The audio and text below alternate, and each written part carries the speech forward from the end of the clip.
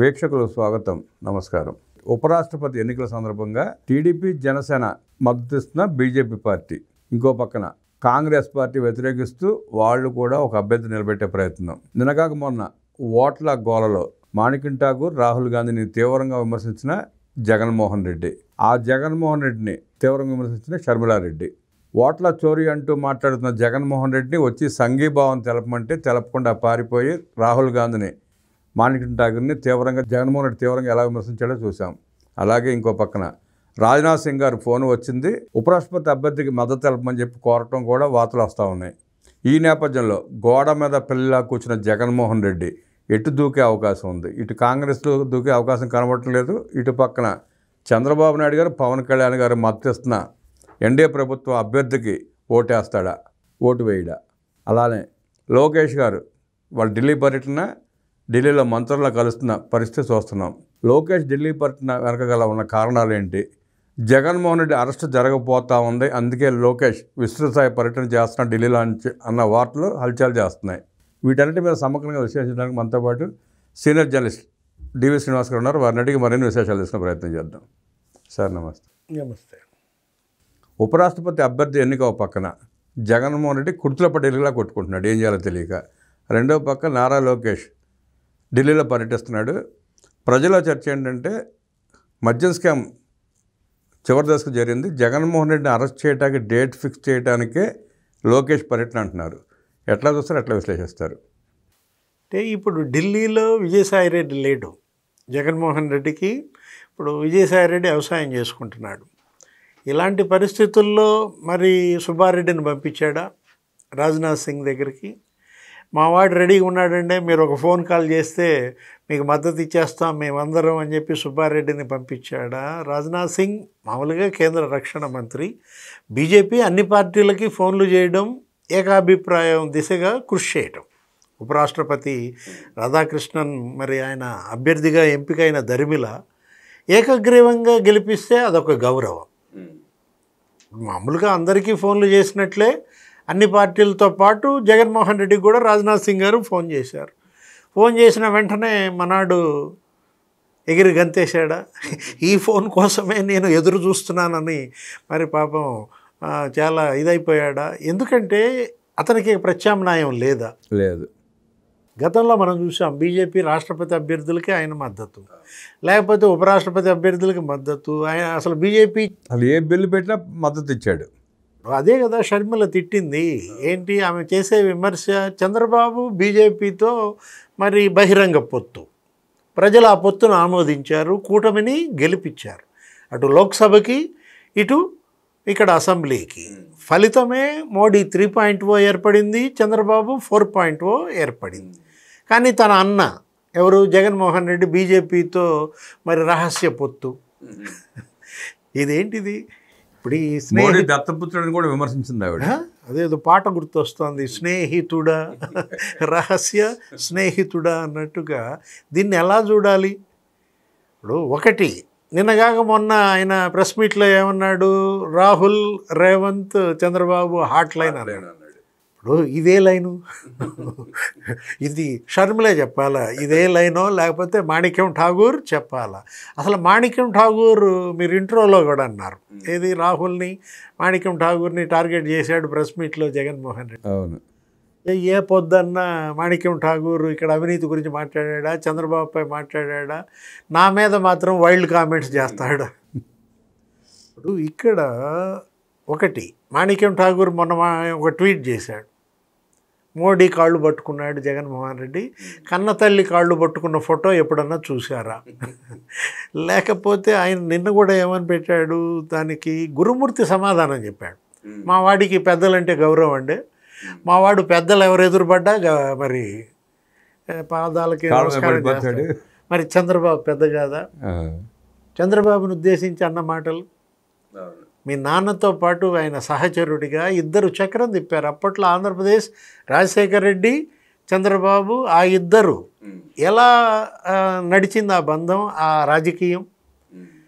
నువ్వు చంద్రబాబును ఉద్దేశించి నువ్వు చివరి ఎన్నికలు అంటావు, ఆ మాట మోడీని అనగలడా?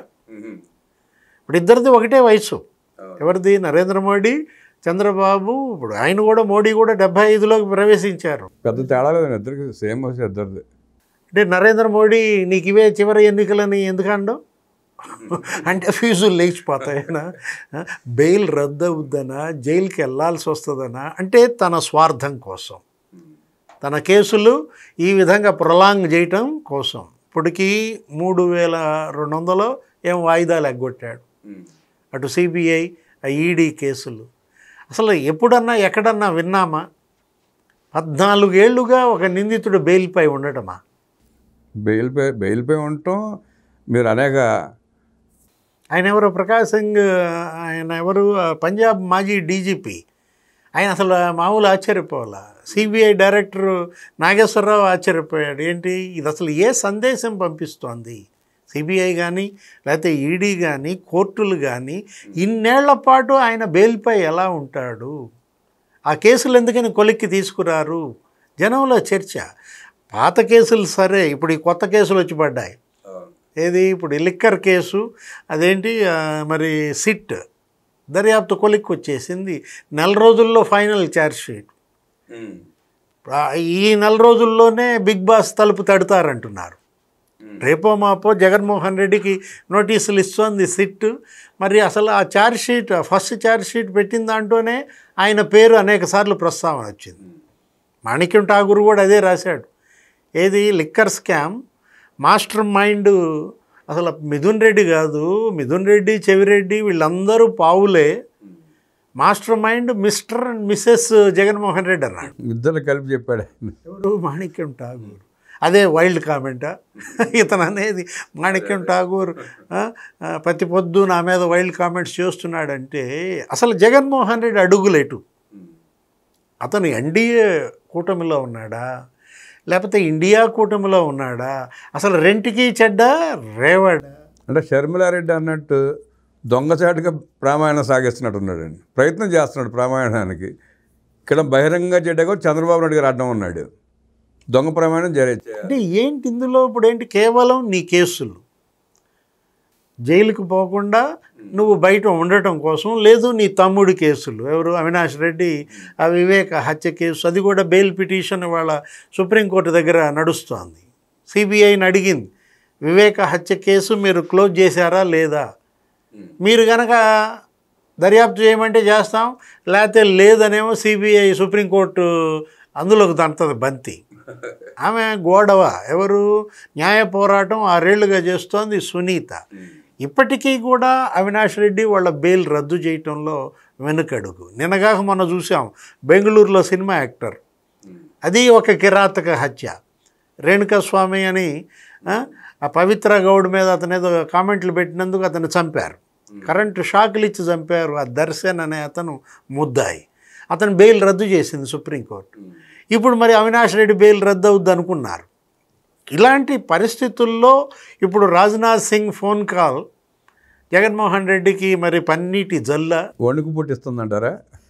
అది వణుక, అది మామూలు లాంఛనంగా చేసిన ఫోన్ కాల్. అన్ని పార్టీలని మద్దతు అడుగుతూ మిమ్మల్ని కూడా మద్దతు అడిగితే, ఇప్పుడు వీళ్ళ బలం ఎంత ఉంది రామరామ గారు, 4 ఎంపీల లోక్సభలో, లేకపోతే అసెంబ్లీలో ఎంత ఉంది వీళ్ళకి 11, లేకపోతే రాజ్యసభలో ఒక 3-4 ఉన్నారు. ఎవరు, ఇప్పుడు ఈ వైవి సుబ్బారెడ్డి, అయోధ్య రామిరెడ్డి, లేకపోతే గొల్ల బాబురావు, ఆ పరిమళ అత్వాని అసలు నీ ఓటే కాదు. ఎందుకంటే అసలు ఇప్పుడు రాధాకృష్ణన్కి మొదట పడే ఓటే పరిమళ అత్వానిది. నువ్వు ఒప్పుకున్నా ఒప్పుకోకపోయినా ఓటేసేస్తాడు. ఇలాంటి పరిస్థితుల్లో జగన్మోహన్ రెడ్డి కేవలం తన కేసుల నుంచి తప్పుకోవాలి. కొత్త కేసు, ఆ లిక్కర్ కేసులో అరెస్ట్ కాకుండా ఆపాలి. రక్షించండి మహాప్రభో అంటున్నాడా? ఇప్పుడు లోకేష్ బాబు ఢిల్లీ వెళ్ళాడు ఆదివారం రాత్రి, మళ్ళీ వాళ్ళ రాత్రికి వస్తాడు. ఈ రోజల్లా ఆయన అందరు మంత్రుల్ని కలుస్తున్నాడు. పవన్ కళ్యాణ్ వెళ్తున్నారు వాళ్ళేంటి పార్టీల తరఫున. ఇప్పుడు ఎవరు ఢిల్లీ వెళ్ళినా జగన్మోహన్ రెడ్డి లాగు తడుస్తుంది. ఎందుకు? ఇప్పుడు వాళ్ళు ఢిల్లీ వెళ్తుంది వాళ్ళ పనుల పైన, రాష్ట్రానికి నిధులు రాబట్టడం, లేకపోతే వివిధ మంత్రిత్వ శాఖల్లో ఆ పెండింగ్ ఉన్నటువంటి అంశాల పరిష్కారం. ఇప్పుడు లోకేష్ వెళ్ళి కలిశాడు వరుస పెట్టి అందరినీ. హర్దీప్ సింగ్ పూరిని కలిశాడు, లేకపోతే జేపీ నడ్డాను కలిశారు, జయశంకర్ను కూడా కలిశారు. ఇక్కడ ఆంధ్రప్రదేశ్కి సంబంధించినటువంటి వివిధ మంత్రిత్వ శాఖల్లో అక్కడ ఉన్నటువంటి ఆ ఫైల్స్ అన్నీ కూడా స్పీడ్గా క్లియర్ చేయమని కోరారు. రైతులకు సంబంధించినటువంటి ఎరువులు మరి సమృద్ధిగా వచ్చేటట్టుగా చూడమని, ఇప్పుడు సీజన్ అసలు మరి ఎరువుల దీంట్లో అతను వాళ్ళ మంత్రిత్వ శాఖల పనుల్లో వెళ్తే వీళ్ళు కంగారు. రాష్ట్ర ప్రయోజనాల కోసం లోకేష్ తిరుగుతూ ఉంటే మా జగన్మోహన్ రెడ్డిని ఎక్కడ అరెస్ట్ చేపిస్తాడో రెడ్ బుక్ అన్నాడు, ఇప్పటికే చెప్పిందలా చేశాడంటూ వణికిపోతా భయపడతా మాట్లాడుతున్నారండి వాళ్ళు. ఏ చట్టం తన పని తాను చేసుకుపోతుంది. వాళ్ళ సిట్ దాని పని అది చేసుకుపోతుంది. ఎవరు వెళ్ళినా వెళ్ళకపోయినా నీకు నోటీస్ రావడం ఖాయం, నిన్ను విచారణకు పిలవడం ఖాయం. ఆ విచారణ రోజే ఎత్తుతారా, తర్వాత ఎత్తుతారా, మొత్తానికి ఎప్పటికైనా సరే ఎత్తుతారని అంటున్నారు. ఇలాంటి పరిస్థితుల్లో జగన్మోహన్ రెడ్డి రాజకీయ భవిష్యత్ ఏంటి? గాలి బుడగలాగా పార్టీ మరి పేలిపోతుందా? నిన్న జాతీయ జెండా ఆవిష్కరణకు ఆయన చేయకపోయినా ఇదే గోల. ఏది ఎటు పీకేసే జెండా ఎగరేస్తే ఎంత, ఎగరైపోతే ఎంత. ఇప్పుడు అక్కడ జాతీయ జెండా సజ్జల రామకృష్ణారెడ్డితో ఎగరేంచడం అంటే అది అసలు జెండాకే అవమానం. అసలు నువ్వు పార్టీ నడుపుదామనా వద్దానా? మాజీ ముఖ్యమంత్రివి అంటే మాజీ ముఖ్యమంత్రిగా మరి నీకున్నటువంటి అసలు కనీస గౌరవం హుందాతనం లేకుండా అతను ఒకటేనండి, కళ్ళు మూసినా కళ్ళు తెరిచినా అతనికి కేసులు కనపడుతున్నాయి, పాత కేసులు తరుముతున్నాయి, ఇప్పుడు కొత్త కేసులు మెడకు చుట్టుకుంటున్న పరిస్థితుల్లో జగన్మోహన్ రెడ్డి ఆ భయమే అతని పాలిట ఇవాళ శత్రువు. భయంతో బ్రతకాలు చేస్తున్నాడు. సార్ ఇక్కడ ఇంకోటి మనం చూస్తే కాంగ్రెస్ పార్టీ దూరం అయిపోయాడు జగన్మోహన్ రెడ్డి. మాణిక్ ఠాకూర్ని రాహుల్ గాంధీని విమర్శించి దూరం అయిపోయినట్టు ఆ పార్టీకి. రెండో పక్క కూటమి గెలుపు ఈవీఎం గెలుపు అన్నాడు. అంటే బీజేపీ జనసేన టీడీపీ ఉన్న పార్టీ కూటమి పార్టీ గెలుపుని ఈవీఎం గెలుపు అంటున్నాడు. రాజ్నాథ్ సింగ్ ఫోన్ చేశాడు, మేము ఆలోచిస్తాం, నాయకులతో మాట్లాడి చెప్తాం, సమాధానం చెప్తున్నాడు. డిమాండ్ చేయొచ్చు కదా, ఇప్పుడు మీది ఈవీఎం గెలుపు, ఈవీఎంలో మేము ఒక నమ్మకం లేదు మాకు అని చెప్పి బాయ్కాట్ చేయొచ్చు కదా ఎలక్షన్. ఆ ప్రయత్నం ఎందుకు చేయట్లేదు ఈయన? ఇప్పుడు ఈవీఎంల మీద మీరు నిన్నటిదాకా పడి ఏడ్చారు. ఏది ఈవీఎం సీఎం అంటారు, ఈవీఎం డిప్యూటీ సీఎం అని వాళ్ళ సోషల్ మీడియాలో కొంతమంది అసలు వాళ్ళ ఖాతాలే తెరిచారు. ఈవీఎం ప్రైమ్ మినిస్టర్ అంటారా? అదే దాన్ని తేల్చలేదు, బాయ్కాట్ చేసి నిలదీయవచ్చు కదా. ఇప్పుడు అడగచ్చు కదా, రాజ్నాథ్ సింగ్ ఫోన్ చేసినప్పుడు నమస్కారం ఈవీఎం డిఫెన్స్ మినిస్టర్ గారు అనొచ్చు కదా. ఇప్పుడు ఒకటి ఈవీఎంల్లో ఫాల్ట్ ఉంటే వారణాసిలో ప్రధాని మోడీ ఏ విధంగా 3 రౌండ్లు వెనకబడతారండి? ఫస్ట్ 3 రౌండ్లు ఆయన వెనకబడ్డారు ప్రత్యర్థి కన్నా. ఈవీఎంలలో కనుక ఫాల్ట్ ఉంటే మరి 303 సీట్ల నుంచి బీజేపీ 204 సీట్లకు పడిపోద్దా? 60 సీట్లు కోల్పోయింది దీనివల్ల. కోల్పోయింది, ఒక కర్ణాటక పోయింది, అలాగే వచ్చిన అవకాశాన్ని ఇక్కడ వదులుకోలేరు కదా తెలంగాణలో కూడా. అప్పుడు ఒకటి వాళ్ళు మనం తీసుకున్నట్టయితే రాహుల్ గాంధీ కాంగ్రెస్ సీట్లు 42 నుంచి 100 అయ్యాయి. అవును, ఈవీఎంల. రాహుల్ గాంధీ లాంటి నేత కూడా ఈవీఎంని విమర్శించట్లేదండి. ఓట్ల తప్పుల గురించి మాట్లాడుతున్నప్పుడు ఈవీఎం గురించి ఎక్కడ మాట్లాడలే. ఇవాళ ఈసీ నిన్న పెట్టిన ప్రెస్ మీట్లో ఏమని చెప్పింది? ఇప్పుడు ఎంతమంది పనిచేస్తారు దేశంలో? 140 కోట్ల జనాభా, 90 కోట్ల పైన ఓటర్లు ఉన్నటువంటి దీంట్లో అరే కొన్ని లక్షల మంది పనిచేశారే. ఎన్నికల వ్యవస్థ, ఎన్నికల నిర్వహణ అనేది అదొక భగీరథ యజ్ఞం. అవును, ఒక యజ్ఞంలాగా జరుగుతున్నటువంటి దీంట్లో ఎక్కడ అన్యాయం జరుగుద్ది, ఎక్కడ పొరపాటు జరుగుద్ది? మీకు అవకాశం ఉంది. 45 రోజుల్లో మీరు అభ్యంతరాలు, అనుమానాలు వ్యక్తం చేయాలి.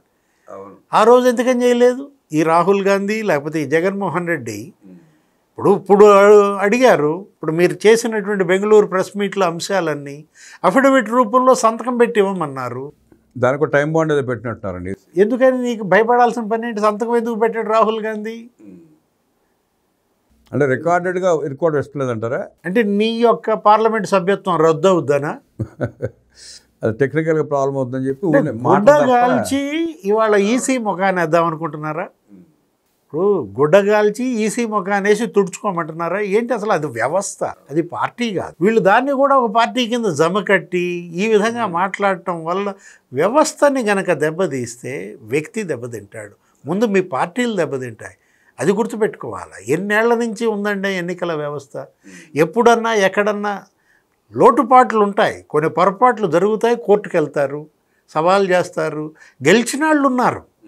ఏది ఎన్నిక రద్దయిన తీర్పులు అనేకం వచ్చాయి, మళ్ళా ప్రమాణ స్వీకారం చేయించారు. అవన్నీ వదిలేసి మీకున్న న్యాయపరమైనటువంటి మార్గాలు అవకాశాలు వదిలేసి ఊరికే మేమేదో విమర్శ చేస్తాం, ప్రజల్లో అపోహలు సృష్టించడం ద్వారా పార్టీలను బతికిద్దాం అనుకుంటే అవి బతికేది కాదనమాట. నోటికి వచ్చినట్టు మాట్లాడుతూ కూర్చున్నారని. జగన్మోహన్ రెడ్డి కాంగ్రెస్కు దూరం అయిపోయి ఈవీఎం కూటమి ప్రభుత్వం అంటూ విమర్శించి ఇవాళ ఆ కూటమి ప్రభుత్వానికి లొంగి పనిచేస్తాడా, లేదు అంటే నేను మచ్చల పులిని కాదు పులివెందల పులిని అని నిరూపించుకుంటాడా వేచి చూద్దాం. అలాగే జగన్మోహన్ రెడ్డి ఉపరాష్ట్రపతి ఎన్నికల్లో పాల్గొనడా పాల్గొనడా అన్న దాని మీద సమగ్రంగా విశ్లేషించిన డివి శ్రీనివాస్ గారికి ధన్యవాదాలు తెలియజేస్తూ నమస్కారం.